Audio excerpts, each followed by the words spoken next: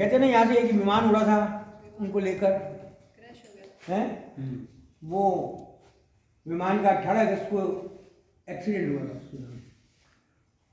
और उनके साथ में कौन सा व्यक्ति था जो बच गया था, वो बच भी गया था उसके अंदर।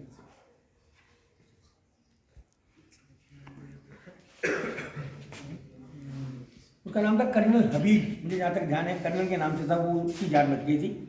और नेताजी कैसे डेथ हुई थी, कैसे हुआ था, प्लेन में क्या हादसा हुआ था, जो मैंने तथ्य मुझे मिले हैं वो बता रहा हूँ मैं, उसमें अभी कई कॉन्ट्रोवर्सी है। कैसे डेथ हुई,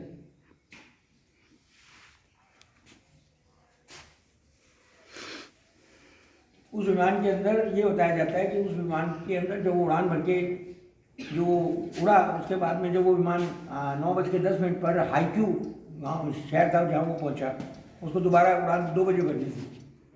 जो उसका प्रोपेलर होता है वो टूट गया था, और प्रोपेलर के टूटने से सारी प्लेन में आग लग गई थी और उसकी डेथ हो गई। उनके बारे में सब पूरी दुनिया को कब पता लगा, ये डेथ उनकी हुई थी, उनका अंतिम संस्कार हुआ था 20 अगस्त को, 20 अगस्त 1945 को उनका अंतिम संस्कार किया गया था। और उनकी न्यूज़ पूरे हिंदुस्तान, पूरे देश में अखबारों के माध्यम से कौन सी तारीख को आई थी, 23 अगस्त को।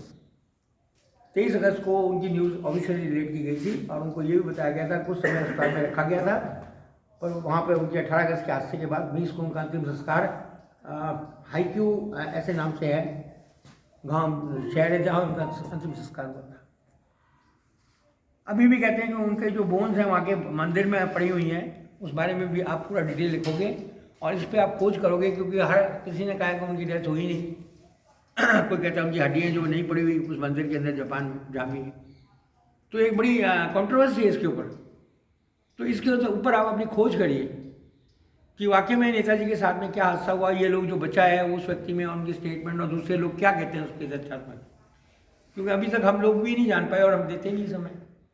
तो ऐसे महान नेताओं को हमारी सबसे बड़ी श्रद्धांजलि होगी कि उसके बारे में खोज लगाएं और उनकी वास्तविकता हड्डियाँ वहाँ पर पड़ी हैं तो उसको हम अपने देश में लाएं।